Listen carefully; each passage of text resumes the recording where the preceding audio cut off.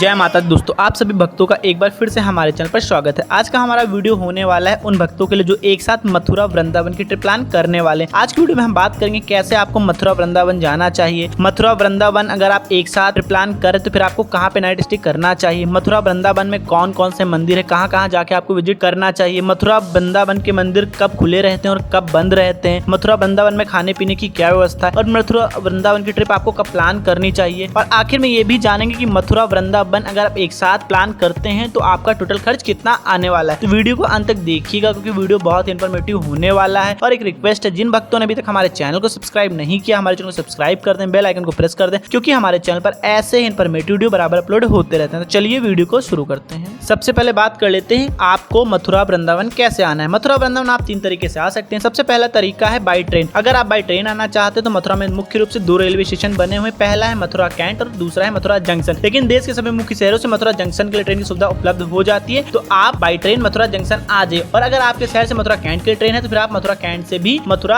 आ सकते हैं। इसके अलावा अगर आप बाई कार आना चाहते हैं, बाई बाइक आना चाहते हैं तो आप अपनी बाइक या कार लेके भी मथुरा वृंदावन बहुत आसानी से आ सकते हैं। रोड हाईवे बहुत अच्छे बने हुए हैं। इसके अलावा अगर आप बाई बस आना चाहते हैं तो दिल्ली, जयपुर, राजस्थान, लखनऊ इन सभी शहरों से मथुरा के लिए सीधे बस की सुविधा उपलब्ध है, तो आप बाई बस भी मथुरा आ सकते हैं। और जो लोग बाई फ्लाइट आना चाहते हैं मथुरा वृंदावन तो उनके लिए नजदीकी एयरपोर्ट आगरा में। आगरा से मथुरा वृंदावन की दूरी 50 से 60 किलोमीटर के आसपास है, तो आप बाई फ्लाइट आगरा आ जाइए। आगरा पहुंचने के बाद आप बाई बस, बाई टैक्सी करके मथुरा वृंदावन आ सकते हैं। ये तो बात हो गई मथुरा वृंदावन आपको कैसे आना है। बात कर लेते हैं मथुरा वृंदावन पहुंचने के बाद आपको नाइट स्टे कहाँ करना चाहिए। तो मैं आपको सबसे पहले बता दूं, आप इस हिसाब से अपने ट्रेन की टिकट या फिर आप बस से आते हैं इस हिसाब से है कि सुबह सुबह आप मथुरा पहुंच जाइए। मथुरा पहुंचने के बाद आपको सबसे पहले मथुरा विजिट कर लेना है। आपको मथुरा में रूम लेने की कोई जरूरत नहीं। मथुरा में मुख्य रूप से 3 जगह आपको जाना है। सबसे पहले जाना है श्री कृष्ण जन्मस्थली, उसके बाद जाना है द्वारकाधीश मंदिर, फिर उसके बाद आपको जाना है विश्राम घाट। या फिर आप ऐसे कर सकते हैं, सुबह सुबह आप पहुंच जाइए विश्राम घाट। विश्राम घाट पे आप स्नान करिए, उसके बाद द्वारकाधीश मंदिर में दर्शन करिए। द्वारकाधीश मंदिर में दर्शन करने के बाद फिर आप पहुंच जाइए श्री कृष्ण जन्मस्थली। श्री कृष्ण जन्मस्थली में आप दर्शन करिए। दर्शन करने के बाद वहीं श्री कृष्ण जन्मस्थली से वृंदावन के लिए ऑटो की सुविधा, ई रिक्शा की सुविधा और बस की सुविधा उपलब्ध हो जाती है। आप ई रिक्शा करके मथुरा से वृंदावन जा सकते हैं। मात्र 30 रुपए लेते हैं श्री कृष्ण जन्मस्थली से वृंदावन के लिए, और ऑटो वाले आपको प्रेम मंदिर के आसपास ड्रॉप कर देते हैं। और वृंदावन पहुंचने के बाद आप 2 जगह रूम ले सकते हैं। रूम आप या तो ले सकते हैं बांके बिहारी मंदिर के आसपास में या फिर प्रेम मंदिर के आसपास में। बांके बिहारी मंदिर के पास में बहुत सारे धर्मशाला, गेस्ट हाउस, होटल बने हुए हैं, तो आप यहाँ पे भी रूम ले सकते हैं। और अगर आप प्रेम मंदिर के पास में रुकना चाहते हैं तो प्रेम मंदिर के पास में भी आपको बहुत सारे होटल, गेस्ट हाउस और धर्मशाला देखने को मिल जाती है, तो आप यहाँ पे भी रूम ले सकते हैं। अगर आप रूम के चार्जेस की बात करें तो अगर आप मथुरा पहुंचने के बाद वृंदावन जाते हैं तो वृंदावन में आपको 700 रुपए से लेके 1500 रुपए तक अलग अलग रूम अलग अलग बजट के अनुसार मिल जाते हैं। लेकिन अगर आप सैटरडे संडे में मथुरा वृंदावन की ट्रिप प्लान कर रहे हैं तो इस समय आपका जो रूम का चार्जेस होता है वो 500 रुपए से लेकर 700 रुपए बढ़ जाता है। मतलब नॉर्मल दिनों में अगर रूम का चार्जेस 1000 रुपए है तो सैटरडे संडे को वो 1500 रुपए के आसपास हो जाता है। तो सैटरडे संडे आप अगर प्लान करते हैं तो फिर आपका जो रूम का एक्सपेंस है ये आपको ज्यादा देना पड़ेगा। तो दोस्तों अभी सुबह सुबह हम पहुंच चुके हैं मथुरा, और यही मथुरा रेलवे स्टेशन के बाहर से ही 20-20 रुपए ई रिक्शा वाले लेते हैं और श्री कृष्ण जन्मस्थली छोड़ देते हैं। अभी हम लोग चले श्री कृष्ण जन्मस्थली। अगर आप सबसे पहले श्री कृष्ण जन्मस्थली में दर्शन करना चाहते हैं तो यहीं पे सामने ही वॉशरूम सुविधा उपलब्ध है, आप यहाँ पे भी नहा सकते हो। तो यहीं पे आप नहा लीजिए, चेंज कर लीजिए। चेंज करने के बाद श्री कृष्ण जन्मस्थली के बगल में ही यहाँ पे क्लॉक रूम बना हो जहाँ पे आपको सारा सामान जमा कर देना है। आप मंदिर के अंदर कोई भी किसी प्रकार का सामान लेके नहीं जा सकते, तो आप यहीं पे सारा सामान जमा कर देंगे और सामान जमा करने के बाद चलेंगे मंदिर के अंदर। तो अभी हम लोग चल रहे हैं मंदिर के अंदर, दर्शन कर रहे हैं। मंदिर के अंदर कैमरा पूरी तरीके से अलाउ नहीं है, इसलिए अंदर की कोई भी चीजें हम आपको नहीं दिखा सकते हैं। अंदर जाने के बाद आराम से दर्शन करिए। दर्शन करने के बाद वहाँ पे कृत्रिम गुफा है जिसका टिकट 10 रुपए होता है। उस गुफा में जाइए, आप दर्शन करिए जहाँ पे भगवान श्री कृष्ण का जन्म हुआ था। वो कारागार भी आपको अंदर देखने को मिलेगा, वो कारागार देखिए और उसके बाद वापस आ जाइए। श्री कृष्ण जन्मस्थली से वापस आने के बाद आपको जाना है द्वारकाधीश टेम्पल। ऑटो वाले 10-10 रुपए चार्ज करते हैं द्वारकाधीश मंदिर के लिए। यहीं श्री कृष्ण जन्मस्थली से आप 10-10 रुपए देके द्वारकाधीश मंदिर पहुंच जाइए। अगर आप रिक्शे से जाना चाहते हैं तो 40 से 50 रुपए रिक्शे वाले चार्ज करते हैं। फिर आप रिक्शे से भी द्वारकाधीश टेम्पल तक जा सकते हैं। द्वारकाधीश टेम्पल जाइए, यहाँ पे भी दर्शन करिए। यहाँ पे भीड़ बहुत कम होती है। यहाँ पे आपको द्वारकाधीश के दर्शन होंगे जो कि बहुत ही सुंदर मूर्ति रूप में यहाँ पे स्थापित। यहाँ पे दर्शन करिए। दर्शन करने के बाद अगर आप विश्राम घाट जाना चाहते हो आप विश्राम घाट जाके भी विजिट कर सकते हैं। हाँ, अगर आप शाम के समय मथुरा विजिट कर रहे हैं तो फिर शाम के समय यहाँ विश्राम घाट पे बहुत ही भव्य आरती होती है, तो आपको उस आरती में जरूर सम्मिलित होना चाहिए। तो ये तो बात होगी आपको मथुरा में कैसे विजिट करना है। अब बात करते हैं वृंदावन पहुंचने के बाद आपको कहां कहां जाके विजिट करना चाहिए। तो अभी हम लोग मथुरा से वृंदावन पहुंच चुके हैं। ऑटो वाले ने हमको प्रेम मंदिर मंदिर के पास में छोड़ा है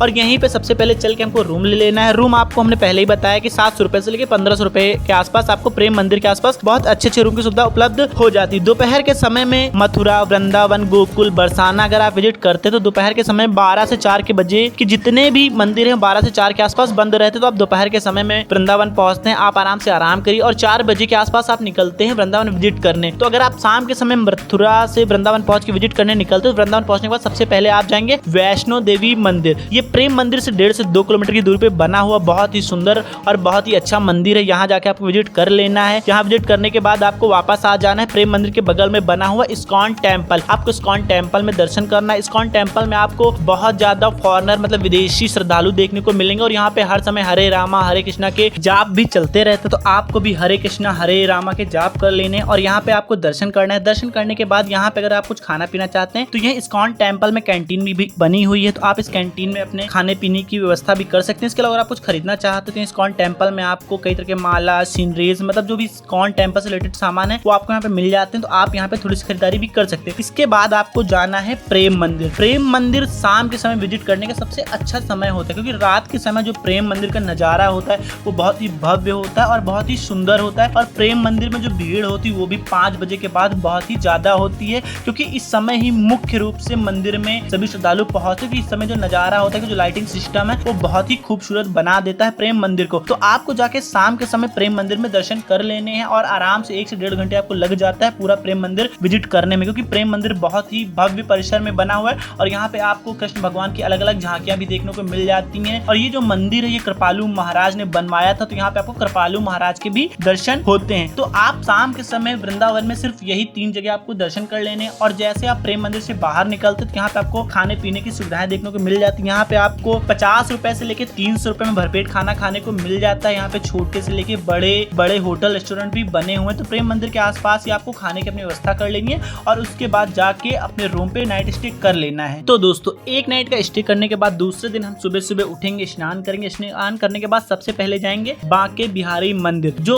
वृंदावन का सबसे फेमस और सबसे पुराना मंदिर है। तो आपको बांके बिहारी मंदिर जाके दर्शन करना है। मंदिर में दर्शन करने के लिए आपको सुबह का समय ही मिलेगा। सुबह 7:30 बजे से लेकर 12 बजे के आसपास तक मंदिर खुला रहता है, जिससे मैं पहले ही बता चुका हूँ कि मथुरा वृंदावन में दोपहर के समय सारे मंदिर बंद रहते हैं। तो प्रेम मंदिर से आपको ई रिक्शा की सुविधा उपलब्ध हो जाती है। रिक्शा वाले आपसे 20 से 30 रुपए लेते हैं और आपको बांके बिहारी मंदिर के पास में छोड़ देते हैं और वहाँ पे आपको 3 से 4 गेट देखने को मिलते हैं। तो आप जिस भी गेट से चाहें जाके अंदर दर्शन कर सकते हैं। बांके बिहारी मंदिर जाइए, मंदिर में दर्शन करिए और पूरी गली में आपको बहुत अच्छी अच्छी दुकानें देखने को मिलेगी, जहाँ पे आप कान्हा जी के लिए वस्त्र ले सकते हैं और वहाँ पे चढ़ाने के लिए लड्डू वगैरह भोग लेना चाहते हैं तो आप अपने हिसाब से सारी चीजें भी ले सकते हैं। तो आप बांके बिहारी मंदिर पहुंचिए, मंदिर में दर्शन करिए। यहाँ पे आपको बहुत ज्यादा भीड़ देखने को मिलेगी और यहाँ पे आपको दर्शन करने में आधे से 1 घंटे का समय भी लग जाता है। तो यही बांके बिहारी मंदिर से निकलने के बाद आप पहुंचते हैं राधा वल्लभ मंदिर, जो कि बांके बिहारी मंदिर के पास में ही बना हो। तो आपको यहाँ जाके भी दर्शन कर लेना है। फिर राधा वल्लभ में दर्शन करने के बाद आप आते हैं 1 किलोमीटर आगे चल के, फिर वहीं पे पड़ता है निधि वन। निधि वन में जाके भी आपको दर्शन कर लेने। यहाँ पे भगवान श्री कृष्ण के 3 मंदिर बने हुए हैं, यहीं पे जाके आपको दर्शन करने। और आज भी कहते हैं कि निधि वन में रात के समय भगवान श्री कृष्ण राधा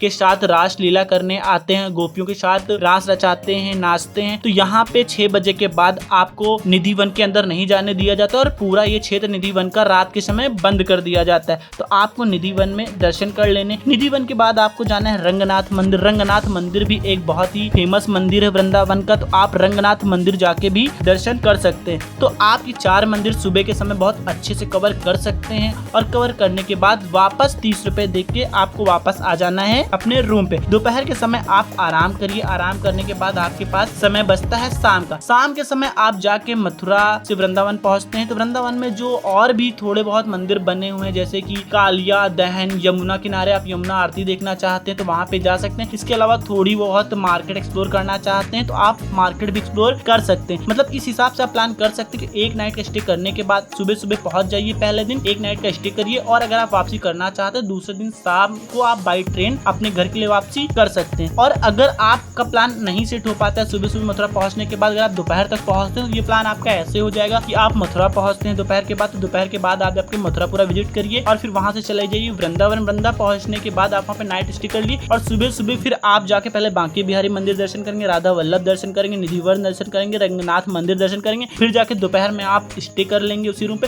फिर शाम के समय आप वैष्णो देवी मंदिर जाके दर्शन करेंगे, इस्कॉन टेम्पल जाके दर्शन करेंगे और शाम के समय प्रेम मंदिर में जाके दर्शन करेंगे। तो प्लान इसी हिसाब से आप रखिएगा कि शाम के समय आप प्रेम मंदिर में विजिट कर सके, क्योंकि प्रेम मंदिर वृंदावन का सबसे सुंदर मंदिर है। तो आप इस हिसाब से भी अपने टूरिस्ट प्लेस कवर करने को अपना प्लान सेट कर सकते। अब दोस्तों बात करते हैं कि आपको कितने दिन की ट्रिप बनानी चाहिए। तो जैसे मैंने आपको प्लान दिया, तो फिर आपको इस प्लान के हिसाब से सिर्फ एक नाइट का स्टे आपको वृंदावन में करना चाहिए। आपको 2 नाइट का स्टे करने की कोई भी जरूरत नहीं, क्योंकि अधिकतम यूट्यूबर आपको बताते हैं कि 2 नाइट का स्टे आपको वृंदावन में करना चाहिए। तो आप 1 नाइट का स्टे करके पूरा वृंदावन और मथुरा बहुत अच्छे से कवर कर सकते हैं। इसके अलावा मथुरा वृंदावन आपको कब जाना चाहिए, तो मथुरा वृंदावन आप साल के 12 महीने जा सकते हैं, आपको कोई भी दिक्कत नहीं आएगी। सिर्फ अगर श्री कृष्ण भगवान का कोई त्योहार पड़ जाता है, जैसे कि जन्माष्टमी हो जाती है, तो इस समय यहाँ पे बहुत ज्यादा भीड़ होती है। तो आपको इस समय यहाँ से जाने पे बचना चाहिए, क्योंकि यहाँ पे बहुत ज्यादा भीड़ होती है। इस समय रेट भी बहुत अनाप शनाप हो जाते हैं। और अगर आप भीड़ मैनेज कर सकते हैं, आपका बजट कोई इशू नहीं, तो फिर आपको श्री कृष्ण जन्माष्टमी पर मथुरा वृंदावन जाके विजिट करना चाहिए। इस समय जो यहाँ का नजारा होता है, मंदिरों को बहुत अच्छे से सजाया जाता है, ये आपको साल के 12 महीने देखने को नहीं मिलने वाला है। तो आप इस समय जाके भी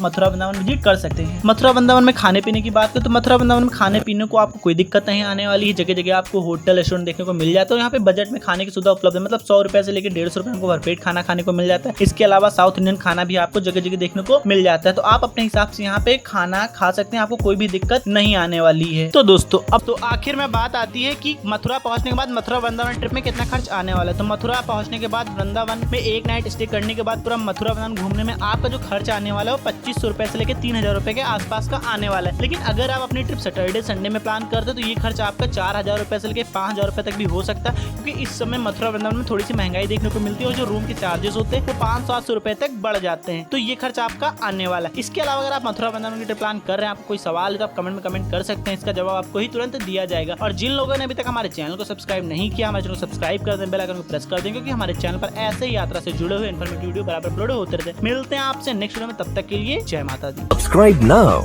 and press the bell icon. Never miss an update.